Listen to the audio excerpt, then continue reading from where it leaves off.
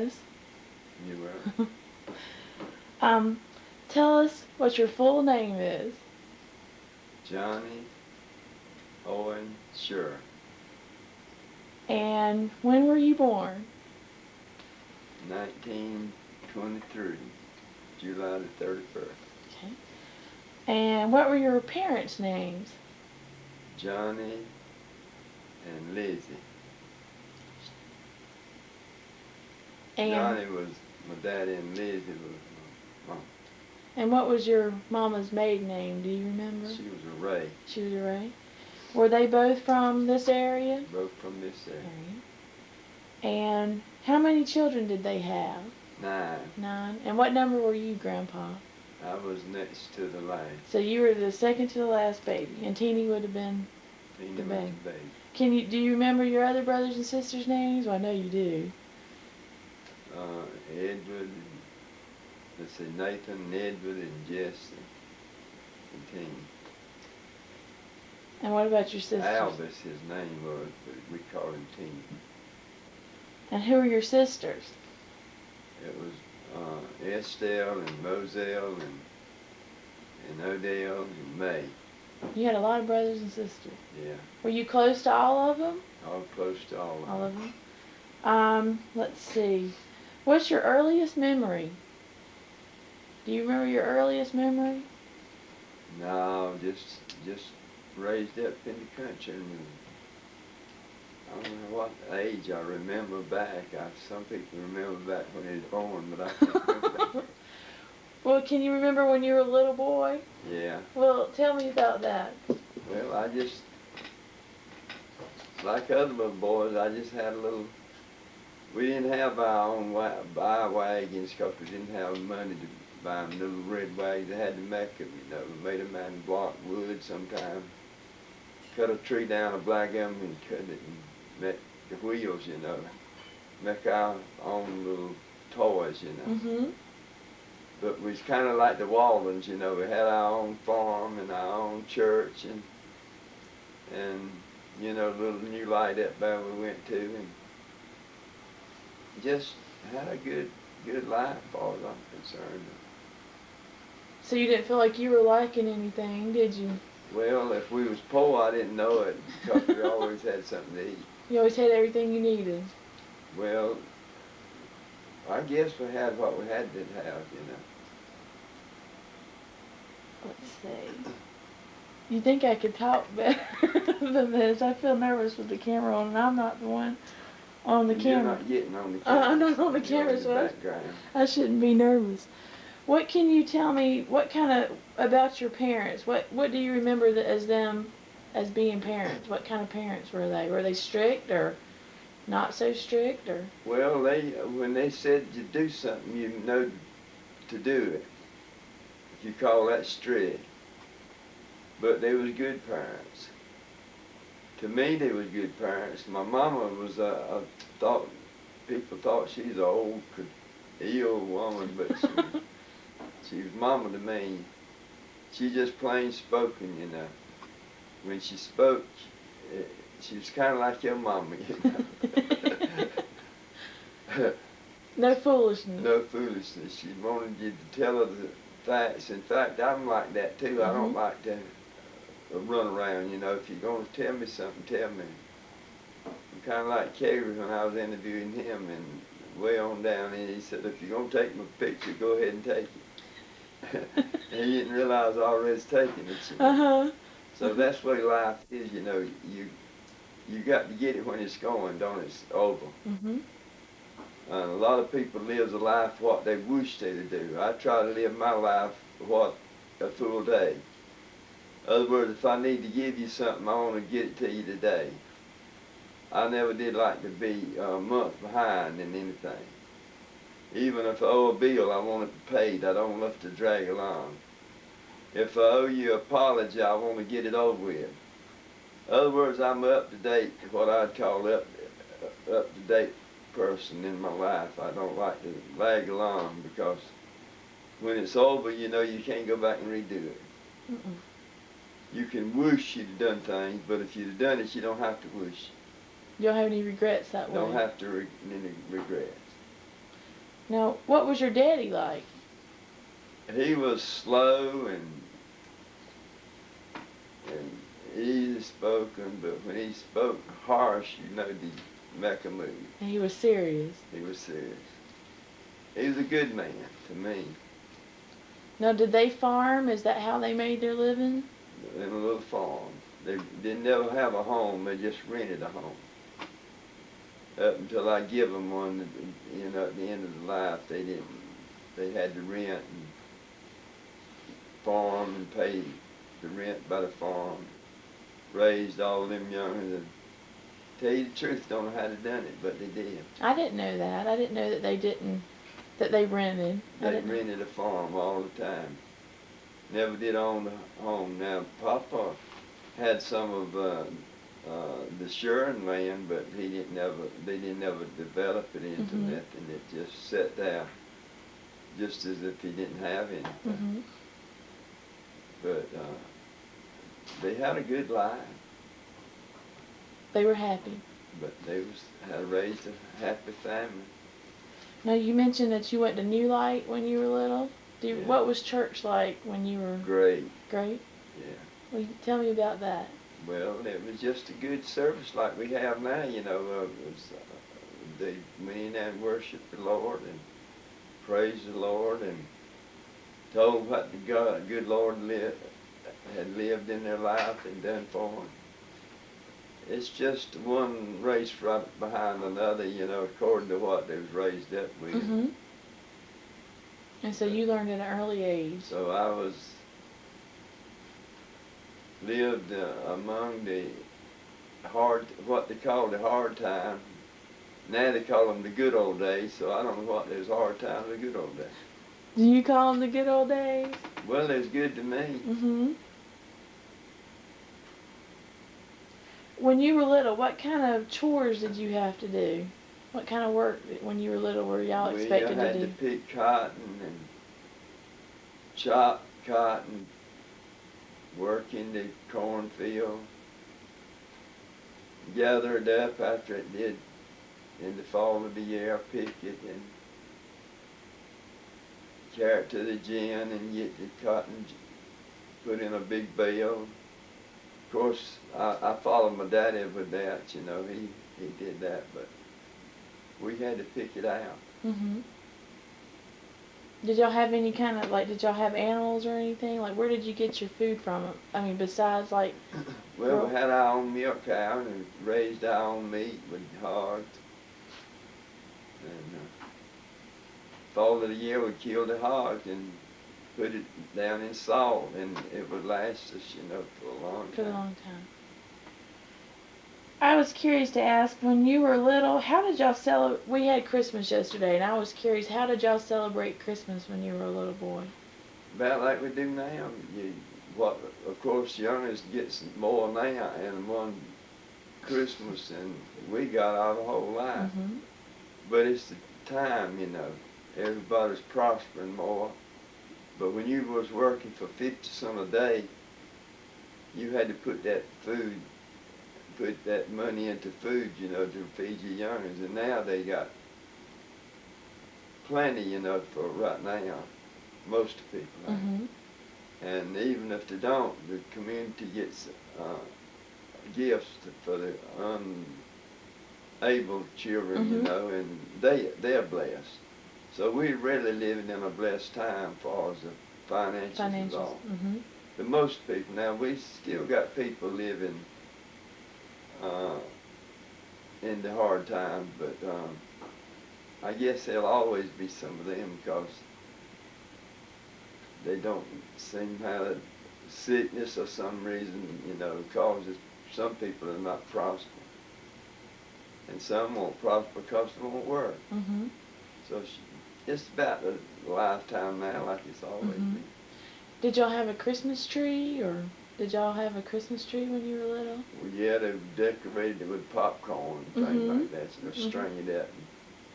And about the same thing we do now, you know, and of course it's all things is different, but it comes out about the same anyway. What kind of presents did y'all give each other, or did you receive? Anything you could make, you know. Mm-hmm. Sometimes the mothers would take corn cobs and put little eggs on them, you know. And, Mm-hmm. I mean, they looked after their youngins in the way they'd had to, you know. Mm-hmm. And they was toys, you know, for them, you know, in that way. They made their own things, you know. Mm-hmm. And they appreciated it just like they do now, even more, I guess, Mm-hmm. than they do now, was all these factory toys made, you know, Mm-hmm. distributed in. But we had to get our own toys made. Mm-hmm. Do you remember any kind of gift you received as a child? Little harps that you played, you know, at Christmas. Uh-huh. And little things like that. Never did get a big toy. Mm-hmm. Never did get a little red wagon, you know, that children now just... All of them have. All of them have. Mm-hmm. We didn't ever get them. Don't ever remember getting a toy with any size to it. Mm-hmm. But that little harp, you know, that she played, we went to our uncles and aunts, and, you know, they'd have little things like that for us. Mm-hmm. But never a big thing, Mm-hmm. which was big to us then, you know. Now, what about birthdays? Do you remember your birthdays? How y'all celebrated? Well, they was just about another day with us, and they didn't have them big cakes and all Mm-hmm. that big to do. They'd have if you had a birthday, you had maybe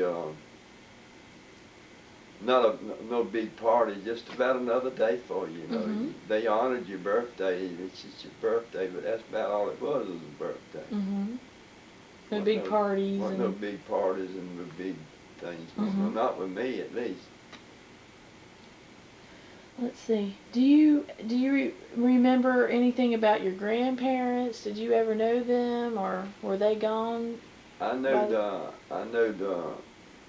my daddy's mama, and I know my mama's mother, but I didn't never know neither one of the granddaddies. And what do you remember about them?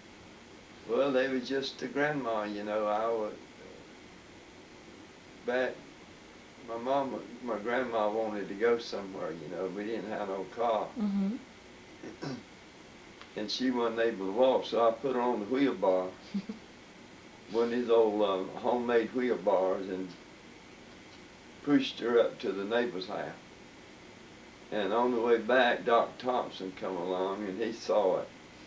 And he thought it was such a great thing, he went and had it put in the paper, and I think he had a picture put in it. Oh, really? How old were you then? That was my grandma. I was just a young boy. Uh-huh. And you were in the paper for that? Well, or the picture? From my grandma. Got my grandma in the paper, you know, pushing on the wheelbar. Now, which one was this? Your mama's mom? That was my daddy's Your daddy's mom? Yeah. That was funny. That was good. And that's just about life for me. Now, let's see. What about your brothers and sisters? What did y'all do for fun? I know you had to work all the time.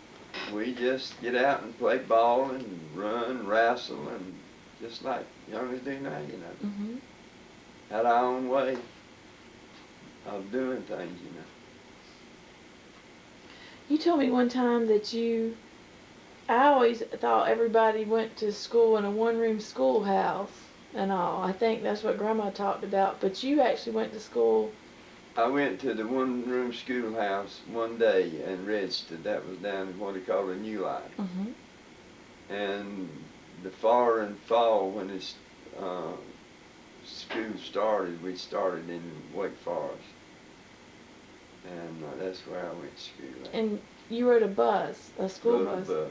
Did it take a long time to get there? About an hour, I guess. It took a long time, I'm sure. Yeah. Now, didn't your school burn down or something one time? You told me that... Our school burnt down, and we had to go down there to the church, the church is still down there. Mm-hmm. The seminary? Is that where it's at? Right there, the seminary church. We went in the basement of that church, our school. Mm-hmm. That was the first grade. First grade. Did you like school? Yeah. You did like school? you tell me about the time you went to the movies? Well, that's when I was in the first grade. They was gonna take us down to the movies, and I'd never been in a movie house. And you know, went in there, it was dark, and Alice in Wonderland was. She cried so she was swimming in a tear. And I wasn't exactly crying, but I wanted to get out there because I thought they were going to leave me, you know, and I wouldn't have a way home. I was just a little boy, you know. Thought I was going to be left down there in the dark. Oh. So I didn't like the movies too much. So you didn't? Have you ever been back to the movies since? I've never been back to the movies yet. That was enough for you, wasn't it, Grandpa? Yeah. And then the teachers, another time, they was going to take us down through Wake Forest, you know. We went down to the funeral home, and they called them caskets, you know.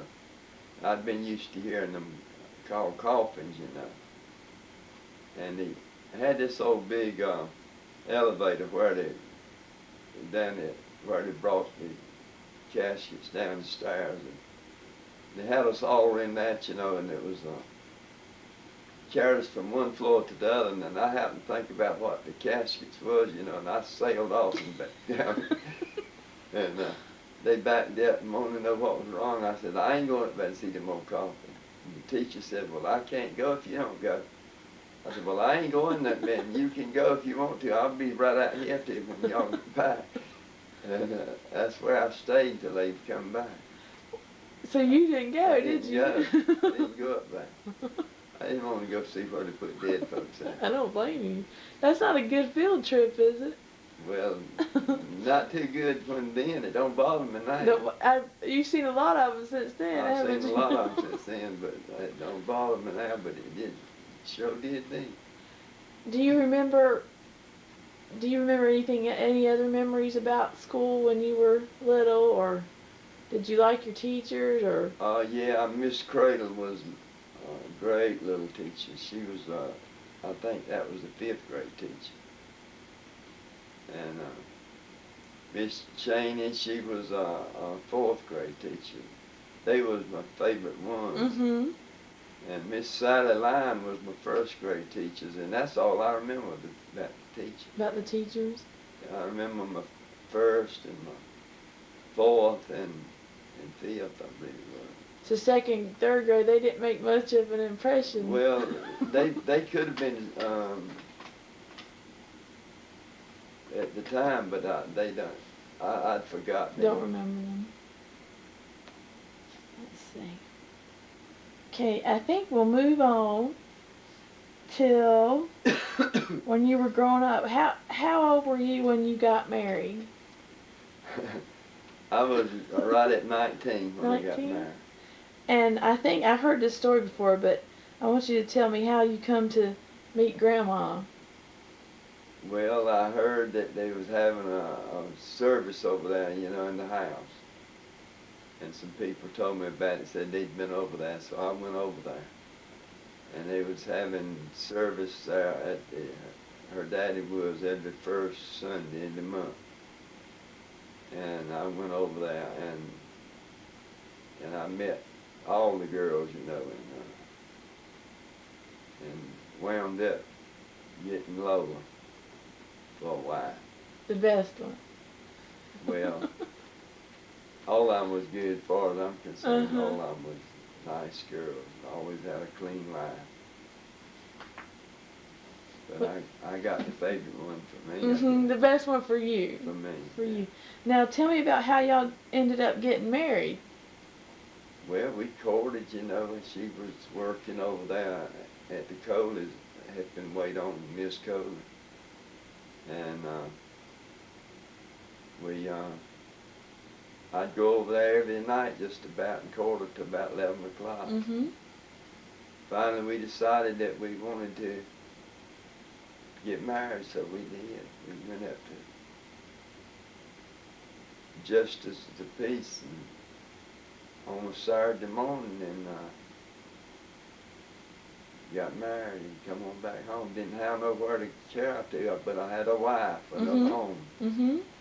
But When I got home, my mom and daddy accepted her as just like she wanted to be younger.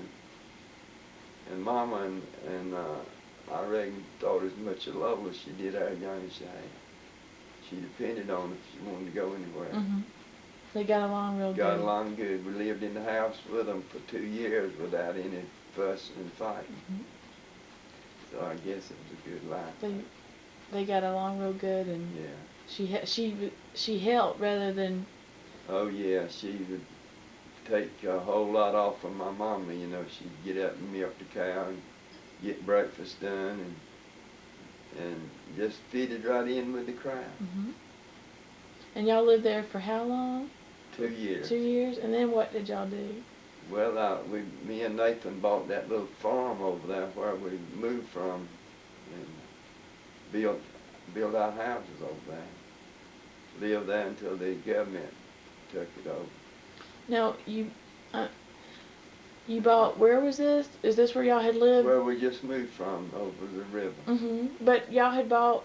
Where did you and Nathan buy from? You said you bought a farm or something? Bought that farm that we lived on when we moved over here. Oh, okay.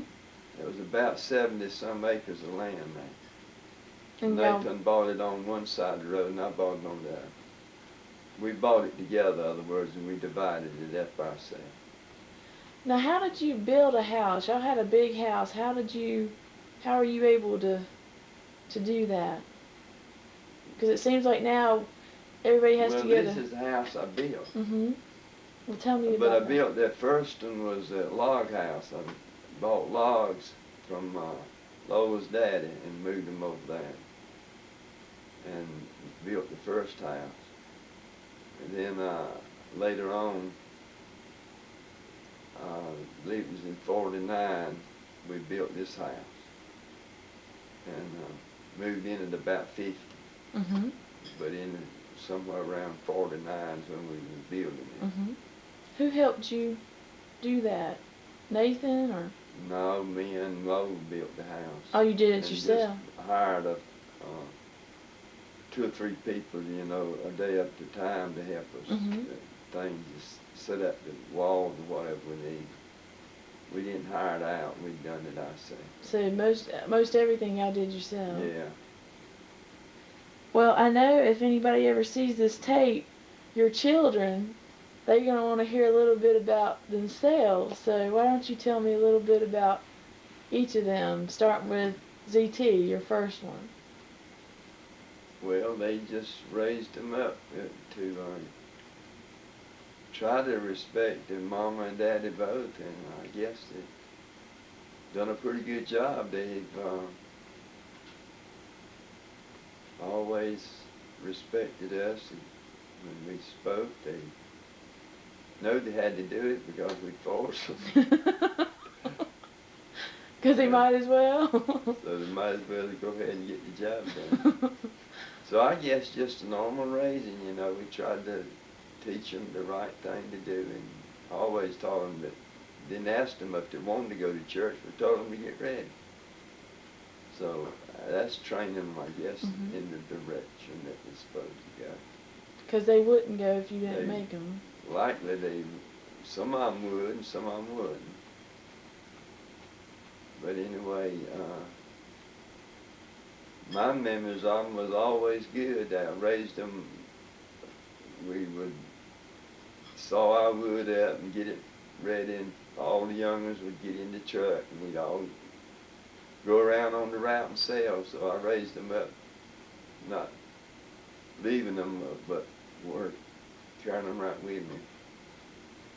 And I remember Kathy would say, "My tummy hurts, I'm hungry." She wanted a Coca-Cola or a cake or something like that. So we just had a good life. What was it like when you had small children? Was it hard? No, just another night that you have to get up in the night. And you know how it is when you have to get up. And I was kind of like Troy was to you. I didn't mind getting up helping, so, and it makes it easy on each one if they do each one say, well, that's your part. Mhm. It ain't no parts. All of us are parts. Is the way I looked at it. You didn't think it was all And Grandma's job? when you get the job done, then you know, when you done your part. So I could say we had a good life, raising our young ones up. They might have bad memories, but I have I don't good. think they do. I don't think they have too many bad ones. They could talk about how they fussed and fought themselves, you know, but that's normal. I think it is too. Do you have any memories of when they were little? Anything you remember about things y'all might have done, or anything in particular? When who was young? When your children were young? Yeah, they would, on the weekends, you know, instead of going out to the eating, you know, we'd pack a little lunch and ride down the road and spread a little blanket out and just get out, and that was their fun time, you know. And we'd stop, and sometime we'd go up to the lake, you know. We have been up to the lake and and spread our dinner up there and eat. But we didn't never get out and go to no cafes, you know, because it took all our monies to keep business going, you know. But we had a good life. I've heard my mama talk about that, about how you'd have a picnic and stuff like that. I think that would have been fun. I promised them I'd carry them to the mountains, and somebody died, and they was all upset, and I said, well, I won't promise nothing like that no more. Well, if you're going, we'll just get up and go, you know. And so I've tried to pattern my life like that, because, you know, to disappoint children is, they don't understand, you know. So I always tried to say, well, we'll go somewhere, but we'll be on our way when we're going, you know, because you can get hindered, you know, so many times. And then you have disappointment. Then you got disappointment. And I never did like to disappoint the young. If I promised them a whipping, I always give it to them. If I promised them some candy, if I forgot it, I'd go back and get it. So I think you ought to live up to your promises, and I feel that way now. If you tell me you're going to meet me today at 12 o'clock, I don't want you to come drag in at 5 o'clock. Say, well, I forgot it. You ought not to forget it. Ain't that the way what you feel? I sure do. I sure do. Do what you say you're going to do. Your word is your bond. And when you lose your words, you just about lost it all. And I think if a person would live up to if you tell me you're going to do something, I expect you to do it. And some people promise you never get around to it, but I don't like that kind of thing. You can't trust them if they do that.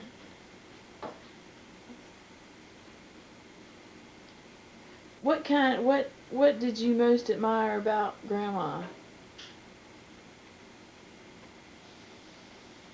Your grandma? My wife? Well, when she spoke, she usually stood up to what she said. She was not wish-washy. She was a person that, if she was going to do something for you, she went and done it, and you didn't hear that I done so-and-so for next month. And if she was going to cook her dinner for the church, you know, if she kind of cut it short, you know, and didn't have enough, she was one that would always put the people out there in the front, and if it wasn't nothing, when the end of it comes, she'd get her a crack or something. You never hear nothing about it. I fed the crowd, and I didn't get nothing. She was always one that was a server more than getting served. And she believed that. And she didn't do it for praise. A lot of people do things, and then they'll brag on what they done. She didn't never do that. What she done, I think she done it from her heart. And that's a solid person when you do that. If you do something you get praise for, you really you've done it for the praise, not for the charity work. But she wasn't like that. Well, I know that everybody will want to hear about how y'all made your living, and how did you make your living, Grandpa? Started out to get a job, and got one job before I got married with Bud Piper Roofing Company. Worked, I believe it was 2 days over at Butler, and they come around to get my Social Security number, and I hadn't got a Social Security number. So they couldn't work me. They sent me back to the Durham, back to the plant, and they paid me off, and I come home and built a chicken house. Mr. E.W. Graves was going around. He was out of Greensboro. He was coming around at the time, and different ones he would furnish the chickens and the feed. And you had to furnish the house and the containers to feed in, and do the work, and then you'd sell the chickens, you know, and pay for the feed and the chicken, the biddies, and then if there was any money left, you got that. And that's the way I started out. And every time that I would pay up, he'd get all my money, you know. I had plenty of money until he comes and collect. And I got tired of it, so I started peddling the chickens out instead of selling them wholesale. And I started making a little money then, and then started selling wood, and started adding a little bit to it, whatever I could buy and resell. And so I made all my living by what we call peddling from house to house. You used to sell, you sold wood up until recently, didn't you? Well, I still sell some this year. But I've been out in the business. I retired at 62 and went out of the wood business, rather to depend on it for a living. Well, tell me what it was like, a day was like for you when you were working. What did you have to do? Well, we had orders for wood, sold it by truckloads, and by the bag, and by the rack, and we all of the family took to run it, because they had to put it in bags. I had it merged out when I got to the market with it, you know, so they could buy whatever they wanted. And then we sold it by the truckloads. It was just a full-time job from Monday morning till Saturday night. Year round, we had to stock up in the summertime for the winter, and fill the yards back up so we could have, you know, where we could put it on the market. It's just a full-time job. Life slipped away so fast. It was gone, you know. The business was done, growed through it before you know it. Just like your job, you know. You take it one day at a time. And it goes by fast, doesn't it? It goes by fast. So, Grandma and all your children helped you? Every one of them helped. Did they grumble about that? Well, it didn't help. Probably they did, and you know they did, but it had to be done. And they'd grumble a little bit more, and Lola said, another bag, another bag. She shut their mouth by adding an extra bag of wood on them. So they were smart. They didn't. So they had to get smart and just go do it and then go on. They couldn't grumble at her. She didn't put up with that, did she? Do you think you were strict? Well, if I promised them a piece of candy, I give it to them. If I promised them a whipping, I give them that. So I guess I was strict. You just did what you said. It wasn't abuse strict, but it was, if it come to abuse, it took that to conquer, I guess I went along with the raising. Grandpa, you haven't abused anybody. Well, I mean, they thought it was abuse, because it, you know, who, didn't take. who do you think was tougher on your children, you or Grandma? Well, I don't know.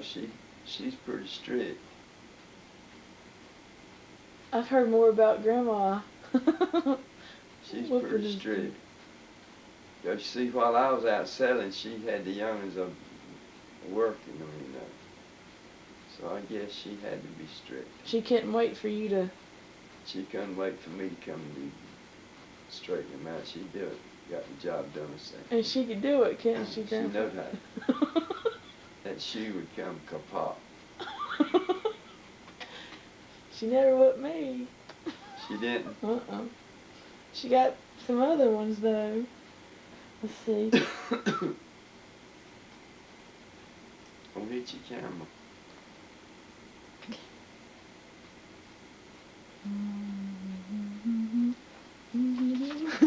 I'm trying to go over to see if I left anything out of that part. If you had advice for other people, young people who are married and starting their families, what do you think it would be?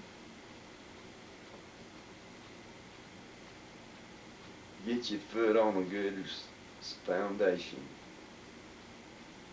And don't be pushed around by every wind and doctrine. Have a established mind, because a wayfaring mind is like the wave of the sea. It's unstable in all of its way. So if you believe in something, don't be talked out of it by somebody else. If you feel like that's your job and that's your calling, and to say you can't do it, say I can. And that's the way my life has been all my life. If I said I can do that, I don't give up quick. I keep it going back. And after a while, it falls in place. Life is like a puzzle. You think you got it fixed, and about the time you do, you lost one of the blocks. Mm-hmm. But you keep looking, you'll find it, because it ain't been gone too far. And that's the way life is having a solid foundation. Believe in what you do. If I'm selling something, I don't believe in it, I won't sell it, because I don't put something on you that I won't take for myself. I believe that's a good, solid basis of life. I do too. Grandpa, when you were little, I think somebody said or knew that you were going to be a minister. Do you remember that story? I remember my mama said that Doc Mitchell, which come to be my uncle later on, he had a wife. He brought her down from somewhere in North Wilkesboro. And they set up a tent, to live in. They was sawmillers. Mm-hmm. And he brought his wife down, and she walked up to the hill when Mom was born and looked over in the crib and told my mom I was going to be a holiness preacher. Said, you got a holiness preacher laying there. And it wound up that she told the truth, because that's what I believe in. It's not so much as a religion, but the holy part, I believe you got to live it to be a Christian. It's not just a word, it's a way of life. The holy part is God. And the God part is what's going to save us. The scripture said, Christ in you, the hope of glory. So it's something about, we talk about Christmas, and we talk about Santa Claus, but do we talk about Christ living within us?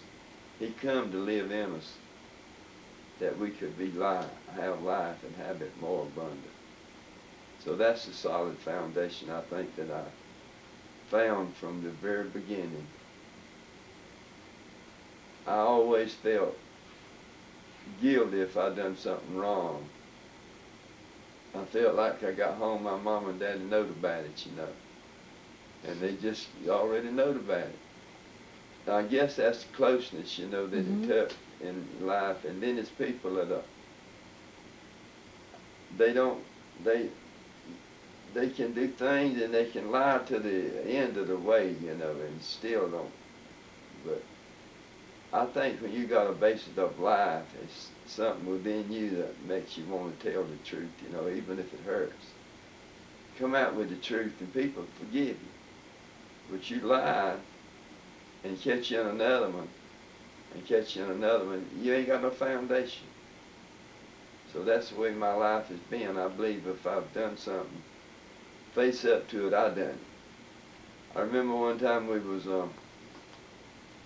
had a meeting over at Mount Bethel. We was building that new church. And we had a man laying the blocks, in other words. And around behind the church, he put, we had some 12-inch blocks, and he dropped back to about a 8-inch block. Left a bad looking place. And I wasn't going to be there on Saturday, and I told him to tell the man to knock them old blocks out and put the right size in there. And if there's any extra cost, I'd pay for it. And I stopped by that day, and he didn't know who told him that, you know. He was grumbling about knocking them old blocks out, and it was all right like it was. They said so and so.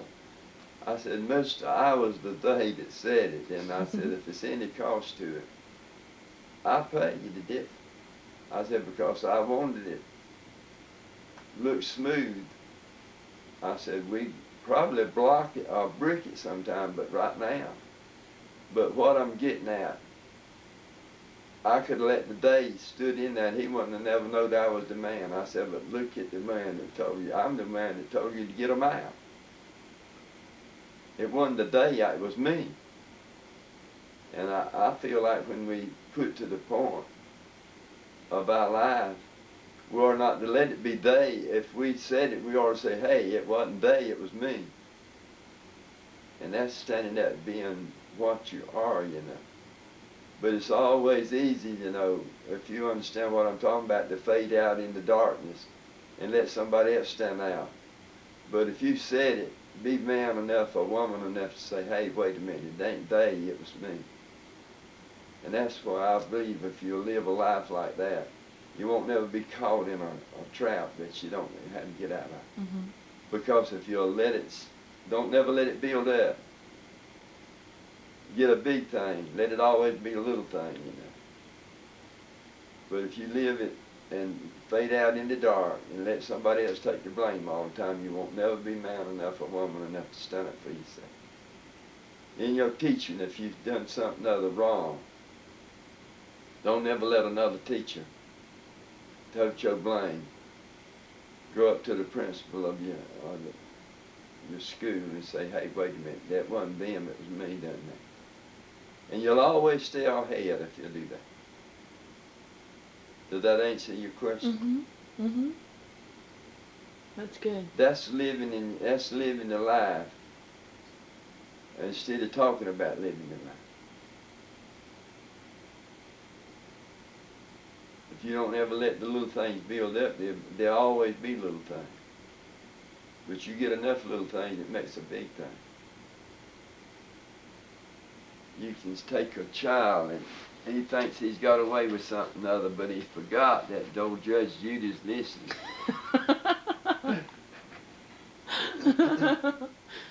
Somebody's paying attention. Somebody's paying attention. You know, if you listen to the young'un or anybody telling something, if you listen at them, if there's something wrong, they'll tell you what's wrong because they tried to cover it up, you know, and they forgot something. But if you listen to what they're talking about, you can about weigh it out. Like it was in the Bible, it was two women that had babies in a house. And in the night, one of them was dead. And the woman that had the dead baby, she didn't want the dead baby. She took the dead baby and went over and took the live one out of the arms and she wanted to. You want to cut that out? Grandpa, how did you know that you were called to minister? Because I preached everywhere I went. I didn't wait to get a church start. It was in my life, you know, and it's something. How did you know when you was going to be a teacher?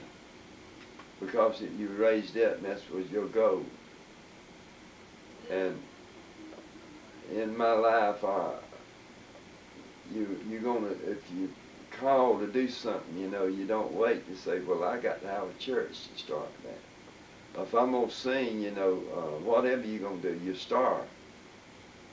And that was my life. I wanted to tell about the Lord. I wanted to tell about how good He was. I wanted to tell that, hey, you don't have to be in that shape. But just to carry the word, you know, and just to have something to do, that never was in my life. It was the telling you something other like, hey, Lori, you don't have to live like this. If I was come into your home and you didn't have no furniture, and you felt like that you just couldn't make it, preaching to me and say, hey, you can do it. Hey, you don't have to live like this.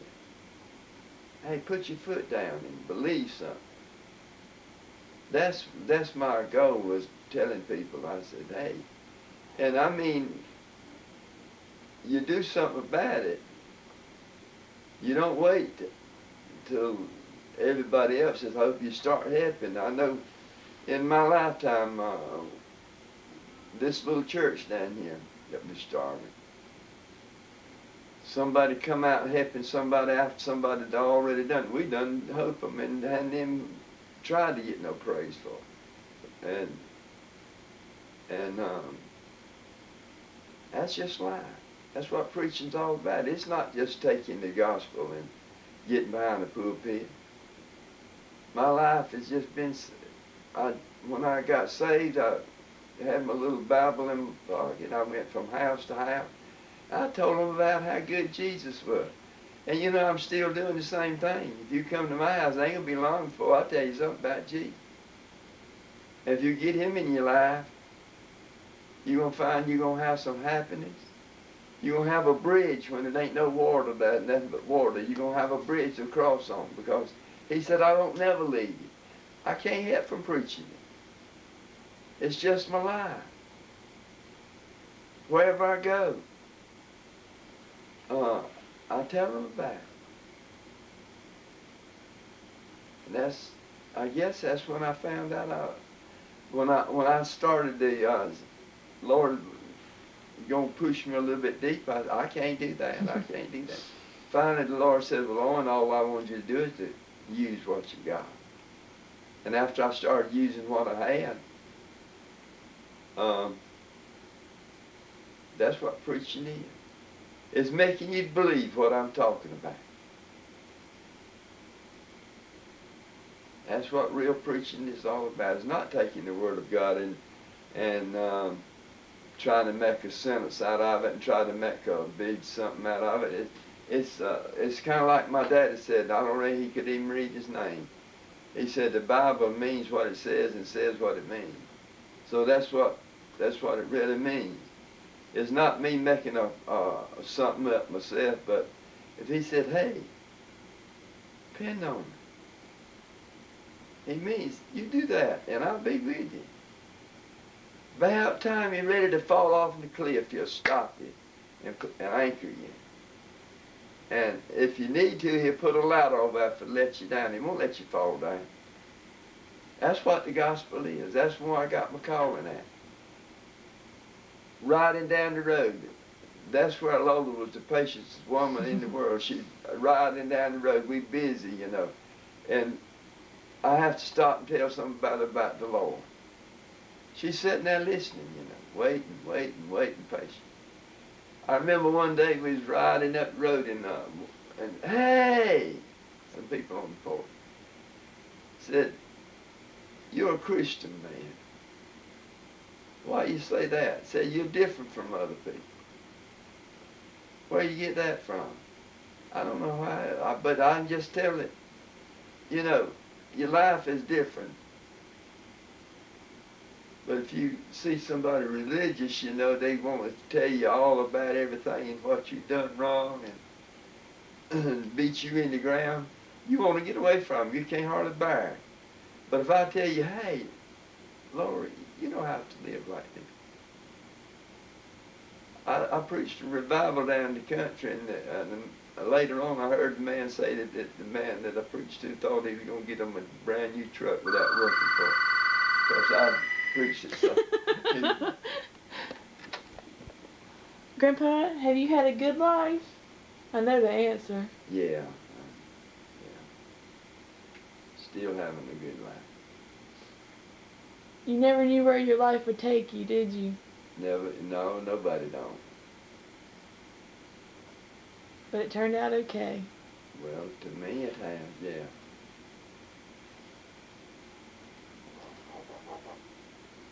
Tell me about your grandchildren. They're all great too. Really. You want me to tell you the greatest? Yeah, tell me I'm the greatest. Well, I'll tell you one thing. I can say that you let me know about what's going on in your life more than anyone do. So that's great. I'll always get a letter from you, and I know about what's going on in your life. And you sharing your life with me that way, and I appreciate it, and I want you to know that. Welcome. Appreciate it. And you called all the way down to Florida, and you're not only in my life, you're you was in Lola's life, now you're in Ruth's life. You've accepted her into your life. And you called her daughter-in-law and talked to her. Said, "Come back." If it didn't mean nothing, we wouldn't have known nothing about that. See, it's pressing back. It always comes back to you. If you put out something bad, it comes back to you. If you put out something good, it comes back to you. Remember, your life is always coming back to you according to what you measure out there. And you measured always good in my life. That's about all the big pie crust I can give you this Okay. That's plenty good. That's plenty good. Well, my mom will kill me if I don't get you to talk about her some. So tell me about my mama. Well, she just fitted in with the rest of the youngers, and I wouldn't put one up higher than the other because I don't feel like you're supposed to. All of them's precious to me. Regardless of what comes and what goes and what's up and what's down, your children is your life. And I guess if they was to call me, I'd be there if I could get there. And I remember being down in Florida, and your daddy had fell and broke both of his legs, and we went off down there. And on Sunday, we was going to have a get-together and a big lunch,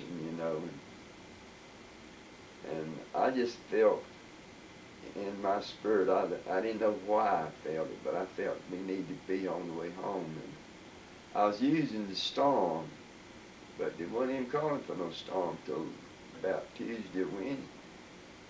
But I told Ruth, I says, I just feel like we need to go home today. And she didn't, said, okay, we'll leave in the morning. See, we just got up and got ready, and on Sunday morning we took off. And we got home, and they told us that Wayne's nerves had just went all to pieces. His leg had inflamed up, and I went on up, and I didn't know what was going on, and I said, Wayne, everything's going to be all right. I'm home now. And next 2 or 3 days, Wayne told Kathy that he went out on the porch and he said, Lord, send Mr. Sherron home early. And I come walking in there, and he said he knows God answered his prayer because I come in. Well, you see, even that far down, my youngest was tugging, and I felt the tug. So honey, just when your youngest in your arm, you can tow him, you can feel him, but you'll feel that youngin' the rest of your life, regardless of where it goes. If it gets in trouble, Mama's gonna be there. Dad's gonna be there. They might not be physically touching, but they're gonna be there in the spirit. That's the way my youngest is now. When they're in trouble, I'm in trouble. When they're blessed, I'm blessed. And you know, I want them to be blessed all the time. But they don't be blessed all the time. Sometimes the things is coming. If we used to hear that Lori had a cancer, we might not see you, honey, but we would be there in the spirit. Our hearts would be there. Our hurts would be there. If we hear you being blessed, we might not see us in person, but we're blessed. That's the way my youngest is, not just counting one. You asked me a question. It spreads out over, and my grandyoungest spreads out over all of it. Because when you love, it goes forward. And hate is one of the worst things that can ever get in a person. If you hold on to it, it'll get bigger and bigger and bigger and bigger. But if you let go, it'll fiddle away till after a while it ain't nothing there. And that's the way life is. I've been disappointed in a lot of ways that happened in my family, but it never did cut me off from it. I always had enough bad that I could preach to somebody else whenever it got tough. Hey, leave the door open. I know a lady now that if you would interview her, her boy was giving a lot of trouble, and she was having more than she could do. She would call me and talk to me. And I'd say, look, always never leave the door closed. Leave the door open. I didn't mean that physical door there. I meant the door when he come back to that house. That in her heart say, hey, you can't come in here. Always leave the door open. And I've left the door open for all my grandyoungers. And if you used to call and ask me for knowledge of something, I'd wait till I got the knowledge to tell you. I wouldn't tell you and then get the knowledge. I'd wait to get the knowledge and tell you, because telling something that you don't know nothing about, you're doing more damage than you are if you keep your mouth shut. So that's the way my life has been with my youngins. Not only one, but all of them. And they've been to me, and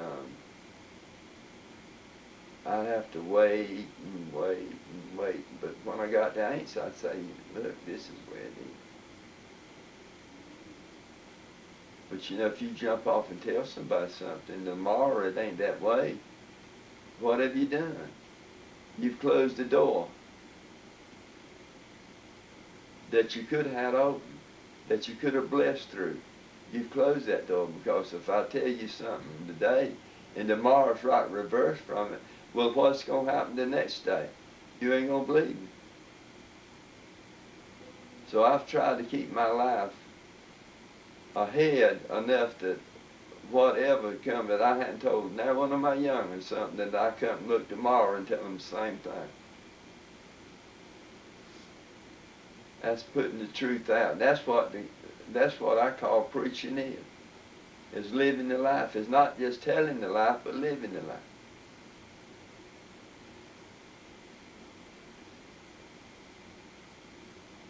That's about plain as I can tell you about my children. And that's not leading one up and left another down. because all of them.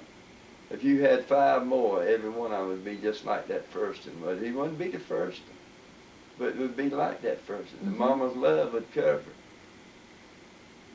That young'un might think, well, Mama ought to love me better. But Mama don't love better. Mama loves, it's different in them, but it's the same love. To fit that child's needs. It fits it, wherever it fits at. If you had a club-footed baby, you wouldn't take a pair of shoes and put on that young'un. You'd get his feet straightened out, and then you put shoes on. You understand what I'm saying?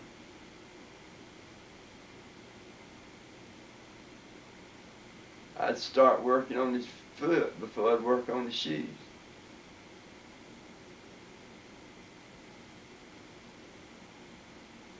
So that's the way life is. You fit to whatever you got fitted to. I saw the story on this boy that he had palsy or something or other, and he wasn't supposed to be able to work. They told him he couldn't work. They told him to go home and get disability. They told him to do all this, but Mama says you can do it. Mama says you can do it. And he got a job with, I think it was a Watkins product. And he'd walk, it was several miles a day that he would walk out on the road. And he would walk by with a little satchel in his hand. He didn't carry the product. He got orders, you know, for it and then shipped it in. And he worked up a business. And finally they interviewed him, you know, and it went a little farther, and people began to see what he was doing, and they began to patronize his work because he wouldn't stop. He wouldn't let his weakness stop him. He went on through it. Mama said, I can do it. Now what if Mama said, son, you can't do that. You can't do that. You can't do that. He would have believed that he couldn't have done that. He would have always been an invalid sitting somewhere. But he couldn't even hook his towel. He'd have to carry his towel with him, hanging on him somewhere or another. And when he got down to the shoe shine man would shine his shoes and put his towel on, button his collar. He wouldn't take no for an answer. He got out there and made a good living and still going. And man, I tell you, that's the way you ought to teach your young. Don't never teach them that they're fools. So I didn't raise no fools. If you tell your young'un, you can't do that, you can't do that, you can't do that, you're likely to have one to go over there and fold up his arms. He ain't got no